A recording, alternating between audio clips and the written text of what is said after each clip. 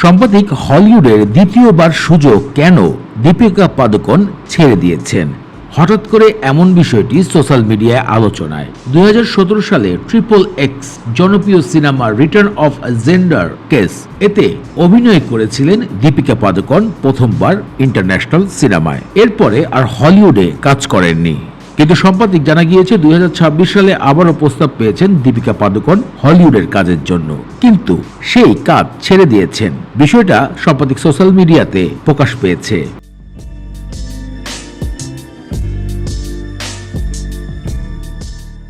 জানা গিয়েছে হলিউডের জনপ্রিয় সিরিজ যা প্রচার করা হয় HBO-তে, দ্য হোয়াইট লোটাস, সেখানে অভিনয় প্রস্তাব পেয়েছেন দীপিকা পাদুকোন, কিন্তু সেখান থেকে তিনি কাজ করতে আগ্রহী নয়, কারণ কাস্টিং সিরিজের জন্য অডিশন দিতে হয়, আর এতেই মন মালিন্য হয়েছে দীপিকার। তার মতে তাকে এখন অডিশন দিয়ে সিনেমায় কাজ করতে হবে, এই বিষয়টা তার কাছে ভালো লাগেনি। আর এই কারণেই দ্য হোয়াইট লোটাস চতুর্থ সিরিজে অংশগ্রহণ করার সুযোগ থাকলেও দীপিকা পাদুকোন অংশগ্রহণ করেননি।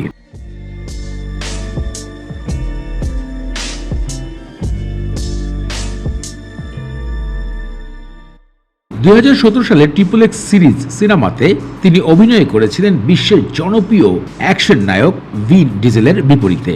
আর এরপরে হলিউডে কোনো কাজ করতে পারেনি দীপিকা পাদুকোন।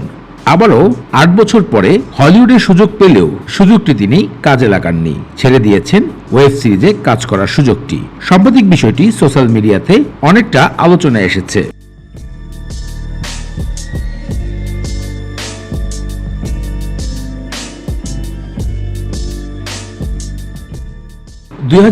সালে দীপিকা পাদুকোন বলিউডে কাঁপানোর জন্য শাহরুখ খানের বিপরীতে কিং সিনেমায় যুক্ত হয়েছেন। শুধু তাই নয়, বলিউডে আত্মপ্রকাশ করতে চলেছেন আল্লু অর্জুন, আর সেই সিনেমাতেও তাকে দেখা যাবে সায়েন্স ফিকশন রূপে, যেটি পরিচালনা করছেন অ্যাথলিট কুমার।